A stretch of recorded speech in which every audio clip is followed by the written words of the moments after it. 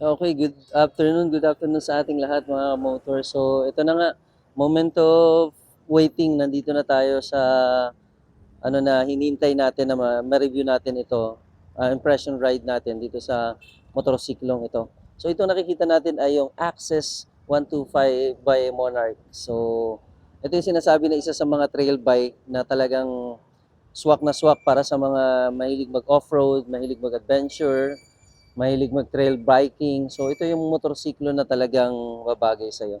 So ano lang, physical appearance lang, tingnan natin kung ano yung meron dito, anong feature nila. So first, ang una makikita mo, napakalaking emblem na to ng Monarch. So yan, Monarch, kabilaan yan siya, may makikita tayo niyan dyan. Tapos, pagdating dito sa ating motorsiklo, handlebar niya. So parang naka-high rise siya, na standard na klase ng manobela lang naman din siya. Tapos may nakalagay na Monarch. And then, pag isi-switch on mo ito, makikita natin, ito, digital panel na to. Ayan. So, digital panel na yung makikita natin. Ayan. So, dito makikita natin dito yung kilometer niya. Dito yung makikita mo yung per kilometer and then yung takbo mo dito kung ilan. Tapos yung RPM niya dito, makikita mo rin siya dito.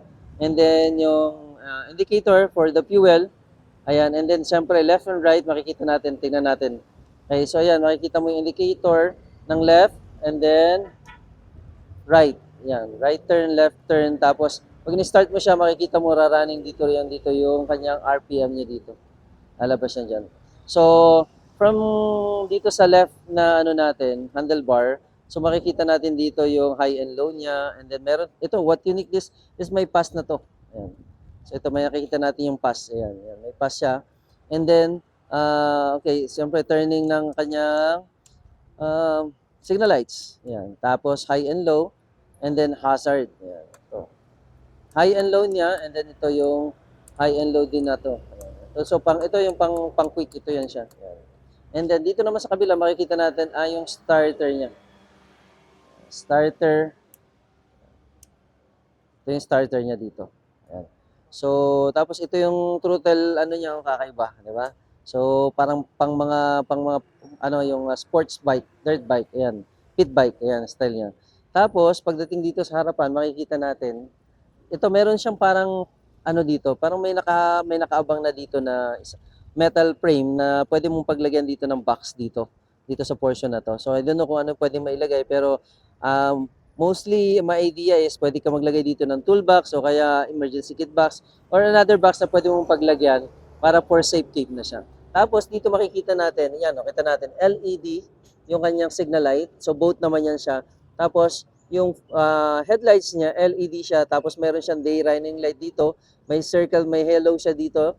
And then ito yung dalawa na to is the high and low ng ating headlights. Yan. Tapos, pagdating dito sa kanyang tapaludo, ayan, ito. This is metal. By the way, metal ito. Tapos ito, metal din yan siya. Napakaganda ng pagka-design kasi siyempre, matibay siya. And then ito, meron siyang boots dito. Yan, ito yung para sa mud, yan, para sa ano, protektado siya.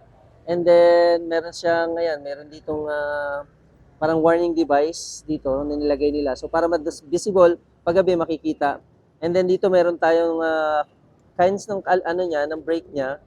Pad caliper niya is dual. And then, syempre, meron tayong disc brake. Tapos, by the way, yung size ng gulong nito, yung size nito is 18. 18 ang rim size nito. Yan, 18. Tapos, syempre, naka off-road type ng gulong siya. Ayan, dual sports yung gulong niya. And then, pagdating dito guys, by the way, nakalimutan natin, ito meron tong charging port. Ayan. Ito may charging port dito. Ayan, pwede tayong mag-charge while tumatakbo. Tapos ito meron tong additional dito na pwedeng pang saddle bag. Ayan, dito. Pwede mo ilagay dito yung saddle bag or any bag na pwede ilagay dito. And then, syempre, yung makina niya and then the ground clearance. Kung titignan natin dito, napakataas niya sa ground clearance. And ayan, may tapaludo extended. So hindi sila magkadikit. Kung mapapansin natin, hindi magkadikit ito tsaka to. So napakaganda. So lahat ng dumi dito papasok, hindi na siya gaano tatalsik dito. But again, this is an off-road or pit trail bike. So expect na mayroon talagang mga lupa na o tatalsik na mga putik kapag tayo nagra-ride, especially sa mga matubig, maputik of course. Now, pagdating naman dito sa muffler niya, kung mapapansin natin, from here, going there, ayan yung muffler niya. So, yan ang pinaka-unique dito. Kasi nga, not only that, meron itong heat shield or heat guard dito. Ayan.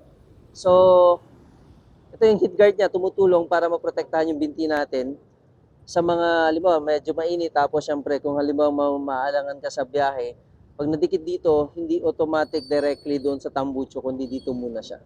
Ayan. Makina natin is only 125cc.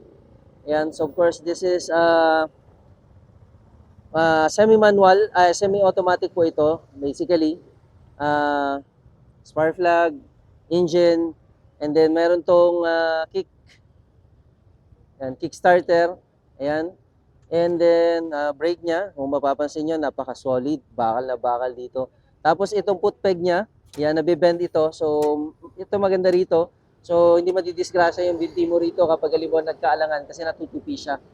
Tapos, pagdating dito, yan, foot peg niya sa angkas, okay naman. And then ito, may mat guard at saka heat guard ulit dito sa may kanyang tambucho. Pagdating dito sa likod, makikita natin yung telescopic niya. Yan. Ito. Yung dito is may baso. At legit na may baso ito, mga kagulong. Mga kamotor, yan. Legit na may baso to. Yan, hindi siya design lang. Tapos adjustable din siya. Adjustable kung mapapansin natin dito. Adjustable yan siya. Yan, mamaya pakita natin sa kabila. Medyo ano. Now, yung rim size naman ito sa likod nito, ang rim size natin sa likod is 16 ang ratio niya. Ayan. Of course, again, sabi ko nga, meron itong dual sports. At tapos, ang gulong nito is 350 by 16. Ayan.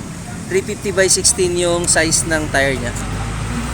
Tail light, signal light, yan, all LED. Yan, makikita natin.